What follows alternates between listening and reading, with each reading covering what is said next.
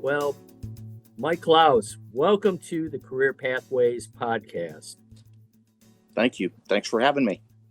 Yeah, this one thing that we, you meet Lyon students, every year. Jayson's a Lyon student. I'm teaching a couple marketing classes, and one common theme that we all, see is there's a cohort of students that just don't want to work in a traditional job. They want to be an entrepreneur. They want to be on their own, and so I think this is a great topic that we'll cover is all things, entrepreneurship with the Lyon Entrepreneur in Residence. Is that Yes, is that title still? Yep. I think so. Yep. Nothing could be better.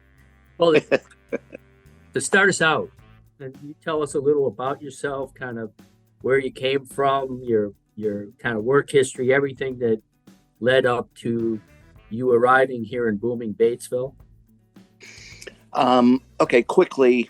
I started off in finance and didn't really like finance. I sold real estate in college, and so a finance company, Merrill Lynch, picked me up, and I did some investment banking, real estate for them. Kind of boring, not really too interesting. As you get out of college, Patrick, you think you're going to sit around and wear cool suits and drink scotch. And all I was doing was I was chained to a Lotus 123 spreadsheet for 16 hours a day. And that wasn't my thing. So I migrated into technology. I met my wife and we moved to Denver. I got in with MCI in Denver, which at the time you remember, but I'm sure Jayson doesn't know what that is. But that's a long distance company that was helping break up AT&T, break up the monopoly. We had a lot of innovative marketing. And we also had one of the first guys of the internet, Vint Cerf, at MCI. He's now at Google. He's an emeritus. And he actually is one of the guys that invented the internet with the National Science Foundation. So I was fortunate enough to be in meetings with him. And we started Marketplace MCI. Subsequently, Patty and I both had opportunities in Seattle. We moved to Seattle. I went to work for a company that I ended up co-founding another part of. We sold that. I went to work for Microsoft and represented the company with the three biggest retailers at the time, Best Buy, CompUSA, and Circuit City, with the handheld device market. So Windows CE, that was the Palm Pilot, Microsoft Palm Pilot alternative. And subsequently in 1998, was selling into Amazon, this little bookstore called Amazon.com that was in a crappy little office. Did anything become of that business? I think they're doing okay. And I think there's a couple parts of it that are fine. Okay.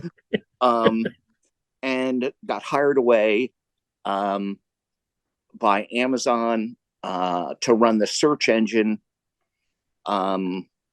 Created the first ontology for Amazon, did the first press conference, and then went to Amazon Anywhere, which was the first mobile, the first time where you could buy something either on a web phone or on a Palm 7 or a wireless device in 1999.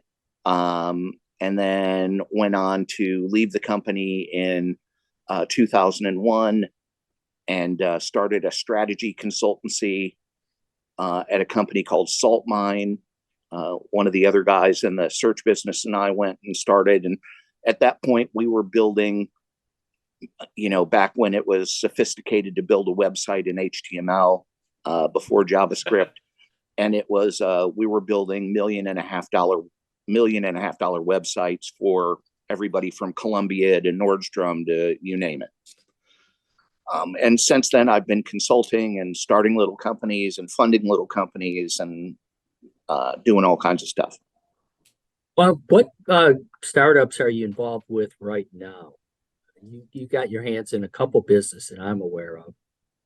Yeah. Well, I'm involved with a eco-friendly mower company. I'm involved with a glasses business that does speakers and intelligent eyewear. And then another one that's in the cosmetics business that helps you from losing your hair and regrowing your hair in a cleaner and greener way than Rogaine or one of those other chemical compounds. Yeah. What criteria do you use to evaluate whether you want to participate in a startup? Because I'm sure you get ideas thrown at you all the time, and so what is it that you are looking for to say, okay, this is something worth investing my money or my time, whatever. Well, it's a couple things. One thing is, and I say this in the class when I'm working with Angela or the finance class or any of these classes, is really I need something that makes me say, wow. First of all, I need something that just makes me go, that's very clever. That's smart. And then you go into all the things that a venture capitalist or angel investor would go into. What's the market size? Is there a real need? Are you really solving a problem that people have? How pervasive is that problem? And then a lot of the rest of it is about the person. Yeah. And there's something in a guy named Astro Teller, who is part of Google X, came up with called the singing monkey in the pedestal, Patrick. And the singing monkey in the pedestal is figure out the hard stuff first. It is what it's analogizing. So basically, can we create the monkey? Can the monkey sing? First of all, we can create the pet. But are we really looking and figuring out how to solve the big problem? And has the person that I'm talking to, have they addressed the big problem? And how much have they gone into that? I get a lot of people that come to me all the time with ideas, and ideas are great, but the quantification and the figuring out of the idea in first order principles is really critical. So, if you come to me with an idea and it's a great idea, that may be worth $1 million, but the execution makes it worth $1 billion. Right. Right. You have to be able to create something and execute in a cost-effective way, and then market it in a way that people want it. I kind of got a question for you. This is kind of going off of the things I know about when it comes to entrepreneurs and like startups and like sales pitches and stuff like that. When we talk about stuff like Kickstarter in companies like that, where like people will put their company out onto the internet and be like, can you give us money in exchange? We're going to start making this product and start this whole company. How often do those companies succeed? Like just from what you've seen, if you could tell us, do you know by any chance, like how often those type of companies succeed? Those like little startups online, if you had to guess, maybe even. Well, statistically, I would say it's very low. It would be under 10%, but the winners are big winners, right? So, because there are hundreds of thousands of those little ideas on Kickstarter that are put out there. But I would say, and they raise billions of dollars. So divided out across that whole platform, I don't really have an idea, but I would think that, and it also depends on what your criteria for really successful is. If you mean raise $1 million is successful, or if you mean raise $50 million is really successful. So, there are a lot of successes, and I think that that's a great platform. There are other ones out there too, Indiegogo, and there's a lot of things where you can put your idea up on there and then share in the profits or share in the idea with other people without going to a full venture capital kind of funding round. But it's so I don't know, to tell you the truth. Yeah, I just wanted to see if I could pick your brain a little bit on that one. Yeah. Mike, getting back to the, as far as the pitches and the entrepreneurs, you're the like a founder, or founders, Mhm. what attributes make a great founder? Because I'm guessing there's certain things they all have in common. What would you say those are? Well, I mean, it depends on the kind of company, Patrick, of course. But if it's a more technical company, they have to have some technical acumen. They have to understand, or it's a lot better. Like if I come up with a really technically interesting idea, finding somebody to make that technically sound and coding it and doing all that. So if it's a really technical thing, the better off they know about technology and they can create something, the better. If it's an idea like consumer packaged goods, let's say, whatever, it's really about how clever. Have you really defined a problem? And do you really have a stick-to-itiveness to see that through and do it? Or do you just want to talk about it? So there's a lot of planners in the world and there's a lot of doers in the world. There are a few that are both, right? So again, to go back to execution, I'm looking for somebody who can be super smart and super clever and figure out how to get stuff done from a practical standpoint. So let me give you a quick example. Mhm. So I played a video of a guy named Jesse Itzler, who is married to the lady who started Spanx, who's a great entrepreneur. Of course, she's Sarah Blakely. yeah. Brilliant. This kid is. He says he got less than 1,000 on his SAT, but he is driven and he is going to get it done. So I look for a lot of that. This kid's got go. This person has a lot of go. Yeah. So he was trying to get his first customers. He went to a TED Talk and he couldn't get into the TED Talk. He had no idea. This was back in the 90s. He had no idea the security, right? But he noticed that every 2 hours they came out and got a muffin and coffee at the coffee shop. Mm-hmm. So the next morning he went and bought all the muffins. And some guy walked in and got a coffee and he goes, they're all out of muffins. It's 8 o'clock in the morning. They're all out of muffins. And he goes, oh, I got an extra muffin. He gave him an extra muffin. They started talking. And it turns out that was his first customer for Marquis Jet. And he went to Marquis Jet and, he went to NetJets and wanted to use their 600 planes for Marquis Jet, which in Marquis Jet, if you don't know, is like a debit card for hours on a private jet. NetJets takes a much bigger contribution of money, over $500,000 to be able to get on the plane. Marquis Jet came downstream, not 60-year-old executives, but 40-year-old guys that had made some dough, want to fly private, but aren't going to put $500,000 to $5 million into a jet membership. He started this company, he sold it for $158 million.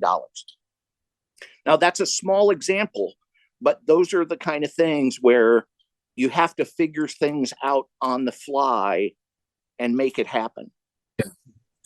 One thing I always hear about entrepreneurs is they're great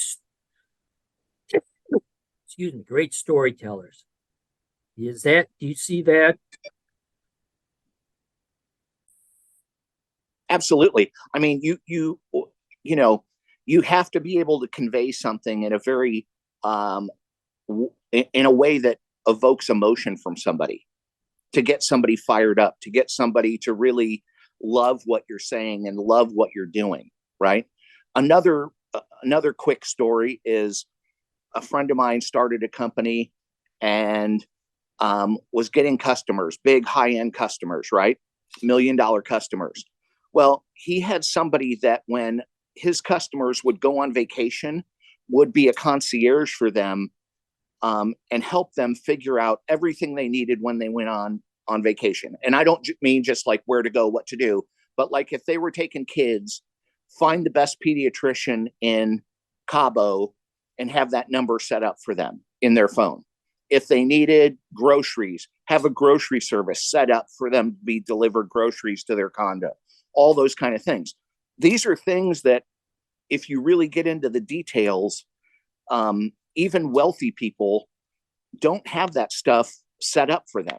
They don't, unless you have a personal assistant, those things are not done for you, even if you have a lot of dough. But those can save you a tremendous amount of frustration and time. So those are just the kind of things. And the way he did that was he would go in and tell a story about all the services that they were going to offer, really get you emotionally connected with him. And, you know, he's a billionaire today. Big question. Here at Lyon or any college, university that's out there, can you teach entrepreneurship? And then if you, or can it be taught? You know, that's maybe a different way of asking that question. Sorry, I'm just going to take this off. Yeah, no problem. Can you teach entrepreneurship? I hope so, because that's what I teach. Yeah. But that's a great question. In reality, I can give you a toolbox to develop an idea, find a problem, evaluate the problem, do the market research, build a great product, all that kind of thing. But I can't teach you, like I said before, I can't teach you the hustle. I can't, you know, and there are a couple of ways to get lucky in the world, right? What's going to define your life, Patrick? Your choices and luck. And you can get lucky a couple of ways. You can get lucky in hustle, right? Make your own luck. And you can also get luck by associative. So I had Elliot come in the other day, Elliot Sampley. Yeah. And talk to the class about the new business that he started with the guys from Bad Boy around baseball, and Parker and those guys that former professional pitcher. Well, Elliot's trying to get associative lucky by linking himself to the Bad Boys guys, because everything they touch, now they're doing chips. They just started Outlaw Snacks and it's taken off. So he's trying to, you know, hook his wagon, like we all are, to something that's going to make a great product and a ton of dough. So I can teach you a lot of the skills, the hard skills, just like sales. Can you teach somebody to sell? Well, I can, but if you, you know, in a lot of cases, you either have it or you don't. I can teach you to be a decent salesman. I can't teach you to be the best salesman. I have a question for you. So like when it comes to being like a salesman, for people who are younger, like let's say my age, like how would you go about trying to get a sales pitch to somebody like we know nowadays the consensus is like, you know, the attention span is a little lower and like, you know, people lose train of thought faster because of technology and stuff like that. So like how has sales pitching evolved to younger people, like you would say nowadays compared to how it was? Well, in the old days, it used to be marketing and sales was repeated enough times and people will eventually buy it, right? But now you've got word of mouth, you've got social media, you've got all these things that will say if you're pushing a bunch of garbage, that it's garbage, right? So now you have an echo chamber around these things. Now it's much more consultative sale, and you don't talk about the actual feature, you talk about the benefit. Right. So I don't talk about that I'm selling you a knife and that it's sharp and whatever. I show you how sharp it is. I tell you about, you know, you don't need to know that it's forged steel. You don't need to know that it's aluminum handle. You don't need to, a lot of that stuff is just, you know, secondary. What you need to know about is this thing is going to be a great cutting piece. It's used by chefs. You're going to use it for years and years. You can sharpen it easily, et cetera, et cetera. Those are the benefits, right? So in the old days, it was much more of a push. now it is much more consultative, and you have to think about with them, what's in it for me, for the customer, what's in it for them, right? What is their perspective? Like, what if I'm going to sell you something? I think about you as a 20-something-year-old young man, as opposed to thinking about what the benefits of it would be for me, right? Because I can use it when my family comes home and we can carve a turkey. Well, you can use it when your friends come over and you can slice, onions, or you can do whatever and make a Szechuan or whatever you want to do, right? So you have to think about it. And it's also a lot more relationship based is the word I'm looking for. You want to build a relationship more than you want to just push it on somebody.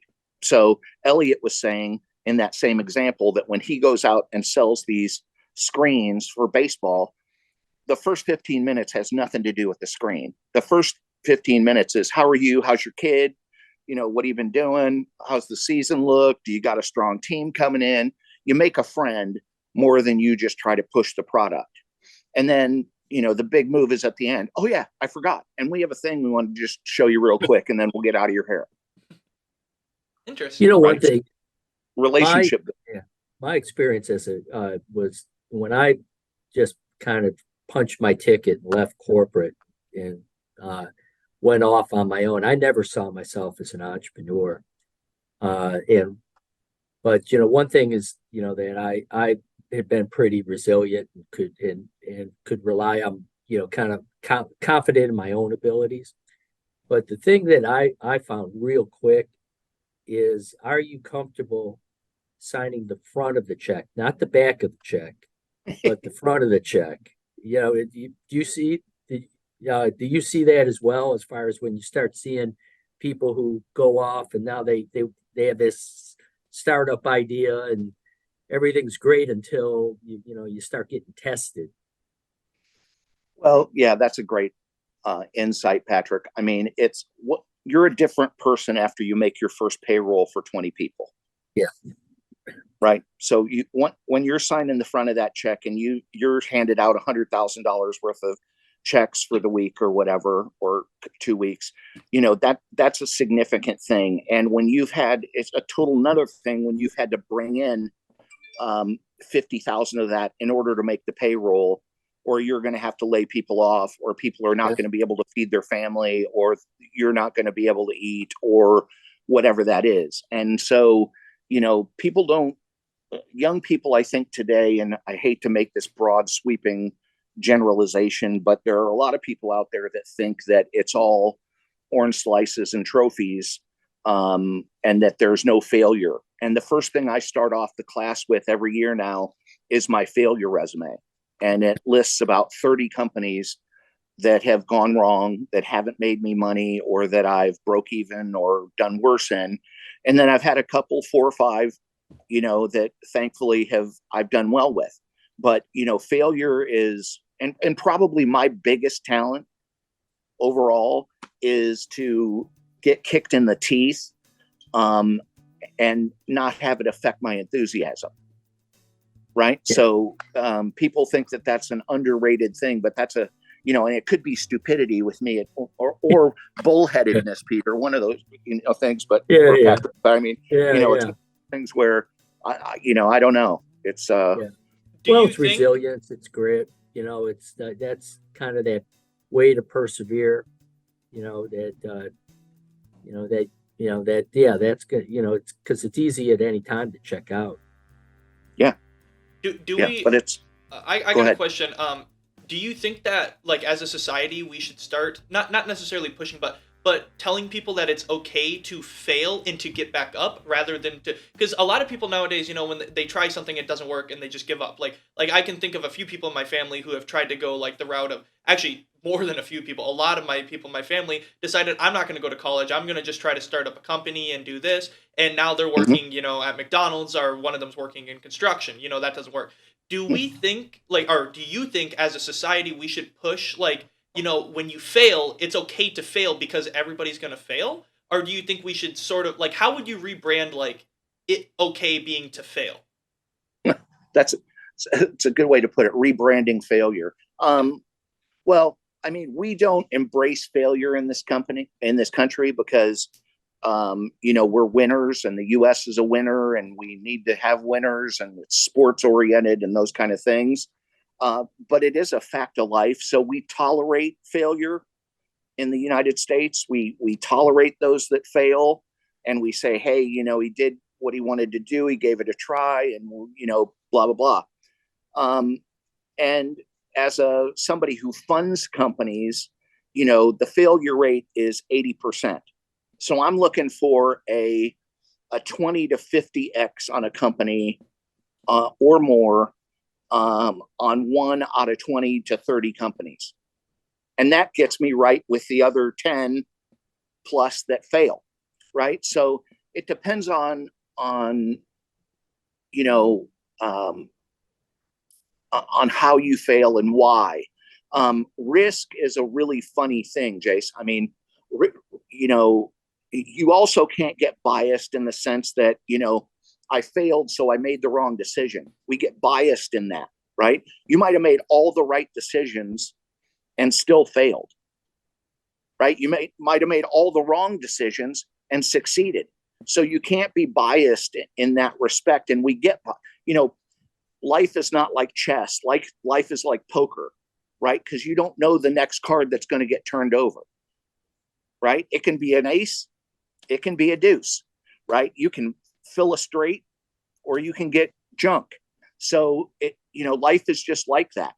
And we also have imperfect information. So if the guy next door has the same idea as you, and this is oversimplifying, but you're here in Batesville, there's a guy in Menlo Park in California have the same ideas. It's also who you get in front of, who how much money are you underfunded? Did you take too much dough? Did you impart the wrong marketing strategy? Did you do distribution as opposed to go direct? There are so many variables in these things. And, as I said, I've made all the wrong decisions, and I've made a few good ones, right? And I teach decision theory. So it's like, who knows? Who knows, man? But should we rebrand failure? My direct answer is yes. We should be more tolerant of people failing. Awesome. Yeah. Mike, a question on can entrepreneurship exist in corporations? My time in corporate, they want everybody to be entrepreneurial, but it's like, can you really be operate truly as one if you're in kind of an established organization setting? I mean, what are your thoughts? Well, there are a lot of organizations that depending on how they're set up, Patrick, as you know, you have to be very entrepreneurial in some senses. I mean, my wife is a perfect example as a recruiter, as an executive recruiter. If she wasn't entrepreneurial and wasn't clever and figured things out, she never would have made it. She's been at her company's 20 plus years. And the reason is because she's okay working independently. There are some people, and this is an even bigger problem now that we're so spread out and we're working from home in different locations and et cetera, that don't have the discipline. I wasn't very disciplined until I was about 35 and I had kids and I had bills to pay and those kind of things. I could make my sales quota because I was a pretty good sales guy in the first 10 days, right, of a 21-day cycle. And I would just play golf and hang out. And, I'd make my commissions and I'd make my salary and I'd go on with life. But if you're not in a sales position and you're really trying to drive a project and you don't have that discipline, it's very difficult. It's hard for some people.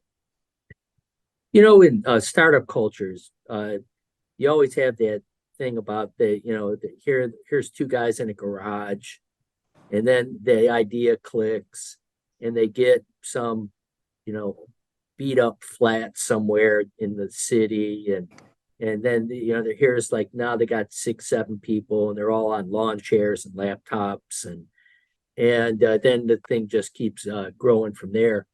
If you look at today, it seems that a lot of startups are more virtual.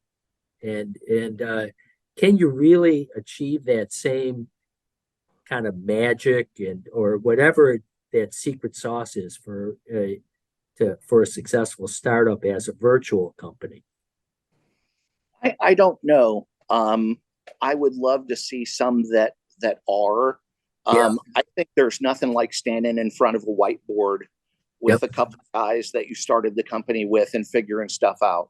It's a lot harder to do that remotely. But the time that we really make a lot of progress, and when we set down strategy and we talk about, things that are fundamental to the company, I like to be in person. I also like to get but I'm in my 50s. I'm an older guy. I like to get an in-person feel for somebody as well, right? There's nothing like standing next to somebody and, grabbing a coffee with them or getting a beer with them, or, that's how you really get to know people. And again, it's very much about relationships. Yeah. When you look at, the rebranded failing, but as far as failure, why do startups typically fail? I mean, or is there or are there several reasons that you've seen in terms of why it just doesn't work? Well, to go back to the beginning, are you solving a problem in a way that is significantly better than what's being done now? And Mm-hmm. what a lot of entrepreneurs don't understand is that you may not have a direct competitor. You may not, your alternative to the toothbrush may be great, but is it 10 times better toothbrush? Right? I mean, is the alternative that you've created so much significantly better that, electronic toothbrushes, let's just go with that, right? Sonicare used to be somebody that I worked with in Seattle back when they started, right? Not only is it an electric toothbrush, it's sonic, right? So they had all the thing about, it's so much better, and, we're using sonic technology and et cetera, et cetera. Still didn't pierce 20% of the market, right? Why? Well, then you go on to pricing. A toothbrush is $3, a fancy toothbrush is $10, and a Sonicare is $50, right? So right there, you've got an affluency factor of not everybody can afford a $50 toothbrush. And if they can, not everybody's going to spend their $50 on a Sonicare, on a toothbrush, right? So there's a lot of reasons. There's faulty pricing, Patrick. There is, marketing that doesn't really work. It's missed demographics. You're trying to sell it to somebody that, to go back to the NetJet example, right? You could try to sell a $750,000 jet package to somebody that may have $750,000, may have $2 million, but that's not how they're going to spend their money. So again, it's all about value. Is the value that you're presenting overwhelming enough? Now, even if you have them fly NetJets once and they think it's fantastic, when they come home and they have to write the check for $750, Yeah. right? That makes it a different thing. So, we could go on and on about value and real value forever, but what is the value proposition and how is it better than the alternative? How do we get a startup culture nurtured and developed here at Lyon College? Well, we're trying. I mean, Yeah. we've got starting, as you know, we're trying. I really think that it needs more emphasis. I think the class is a great place to start. I think if a lot of the kids that aren't in business or that are in business have more exposure, I think the product thing that you're talking about is the gateway to entrepreneurship, because you have to have a good product mind. You have to understand about product requirements and now they call it MVP and all these different things.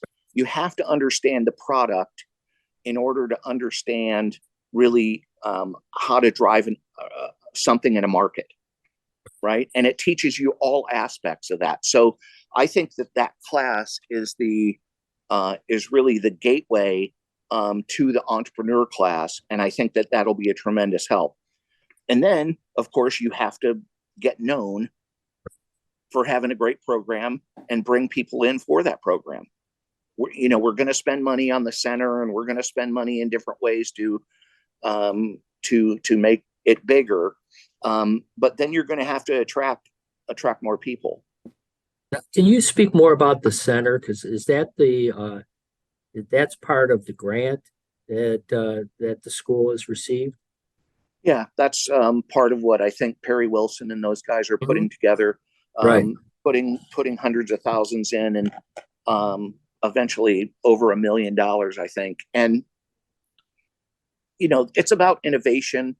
It's about teaching people the craft of how to start a business, how to run a business, how to maintain a business, and how to grow and scale, right? And that's a completely other thing than if you're going to be an entrepreneur and start a small business. A startup is different than a small business, as you know, right? So a small business is something that we want to create and be successful in a one-off. And if it happens to go bigger, then it goes bigger, right? I think, Bad Boy started as we want to make mowers for our friends and et cetera. And then it just caught on. And, again, who thought that a $10,000 mower that goes 15 miles an hour would be a thing? But it's a thing. But, I always go back to a lot of other examples like Yeti. Who thought that a $500 cooler for your beer was necessary? Right? Absolutely necessary. But exactly. But they figured out how to make it cool, how to get young people, right? How to seed them. Same with Beats, right? Beats headphones. Give Beats headphones to every professional athlete that you can find. And every time we see somebody warming up, they're wearing Beats. And now all of a sudden, that mimetic thing, and because we're so visual and so social now, you and I've talked about this before, Patrick, in terms of mimesis and, the 10th commandment, thou shalt not covet. Well, marketing is all about coveting and getting people to covet, right? So that's really what marketing is about. You've got one, I want one, right? I saw it on this cool guy, I want one, right? That's just part of it. Oh, yeah, absolutely. What is there anything that you see that's like unique or different out in Silicon Valley, Seattle, some of these legendary, tech hubs that can be imported and brought here to Arkansas? Or do we have all the ingredients right now to make it happen? No, I mean, we've got to get more people that fund these businesses that are funding sources. I mean, if you're a country singer, you go to Nashville. Why? Because that's where they find country singers. If you're a technology guy, you go to the Valley or you go to Seattle because that's where they find those guys. And that's just part of it. Now, Memphis has tried this with Emerge Memphis. I know Brian Eagle over there, and they've done a good job of this with FedEx helping fund it. So part of it is, are we going to be able to get more dough? Unfortunately, it's a lot about the money. It's a lot about if the money is there, they will come. Yeah. Right? Yeah, because I think that's, and what I've seen that most, if you like startup cultures, they tend to all happen around like colleges and universities. So we kind of mentioned, as far as Silicon Valley, there you got Stanford, you got Washington. Can't forget Boston, with all the, the MIT and everything feeding there. And so, that's Miami one thing. now is another one. Yes, yeah. And the list goes on. So, that's kind of where I'm, I could see that it could, obviously Lyon College, but there's several other universities nearby that could all, provide feeders as well. Well, there's a great entrepreneurial, history in the South. Everything from Yeah. Holiday Inn to, Hilton to Bad Boy to, I mean, there are hundreds of companies that have been started down here that still thrive today. So there are people. It's just bringing them out, getting. I try to bring a lot of people into the class, both locally and nationally, CEOs to talk to the class and to kind of expand their horizons. And that's what's going to be necessary too. Is when I say that the ex CEO of Nike Asia is going to talk next week.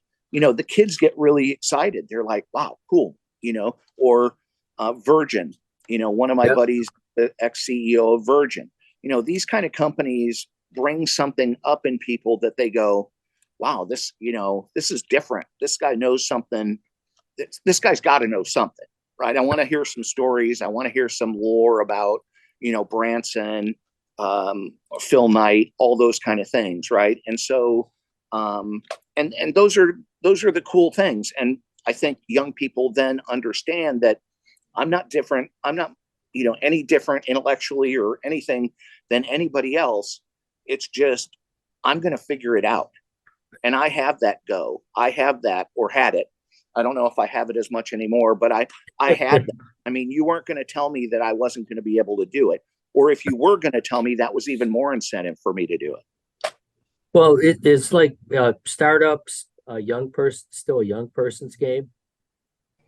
Oh yeah. Oh yeah. From an energy standpoint, it doesn't have to be a young person, but you got to have a lot of energy. Energy. Yeah. As I tell people all the time, it's you only have to work half a day, and it's just which 12 hours, right? So if that, and 12 hours is a short day, right. But yeah, it's just a part-time thing. Well, real good. Well, Jayson, do you have any other questions? Well, the last question I would want to ask is, for somebody, if you had to give advice to somebody who's wanting to go this route, what is the one piece of advice like that they could take away from the entire thing? What's one piece of advice you would give somebody who's just starting out in this type of business? Well, that's the same thing that I tell my class is lower your barriers of feeling like you're going to get embarrassed, and put it out there. Try a lot of things, go talk to a lot of people, ask for informational interviews. If you think that there is a risk that's too high for you to either start something or talk to somebody because you're going to be embarrassed or whatever, forget that. And you need to get over that apprehension, because if I were 22 today, I would be writing letters to everybody and saying, hey, can I talk to you? Hey, can I have an informational interview? And then I would have great questions. I would know about the company that I'm going into, and I would just say, hey man, I really love your company. Can I come work here when I'm done? Or, hey, I'm starting this company. Do you know anybody that wants to give, that's funding companies or whatever? The risk is so low besides your pride that I did some of that when I was younger, but I would be doing that with everybody. And I tell my class that all the time is, listen, forget about the embarrassment. Forget about being cool. The cool thing is doing what you want to do, whether it be with the company that you choose or starting a company or whatever. You have to put your pride aside. And if you're not willing to do that, I don't know what to tell you. There's no risk. The reward so outweighs the risk in those terms that you have to do it, in my mind. Awesome. Well, there could be no more perfect way to end this interview with those words. Thank you so much, Mike Klaus. And you bet. Thanks, thank Patrick. everybody for listening to another episode of the Career Pathways podcast.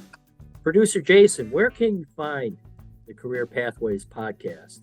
You can find the podcast wherever you get your podcasts. We have it on 99.97% of platforms, almost as much as how much bacteria gets killed by hand sanitizer. So They are.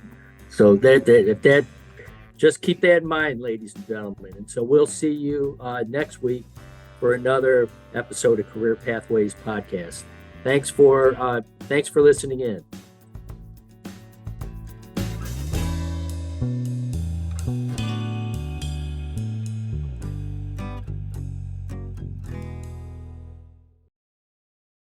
this broadcast is sponsored in part by Lyon College and also sponsored in part by KILT Radio.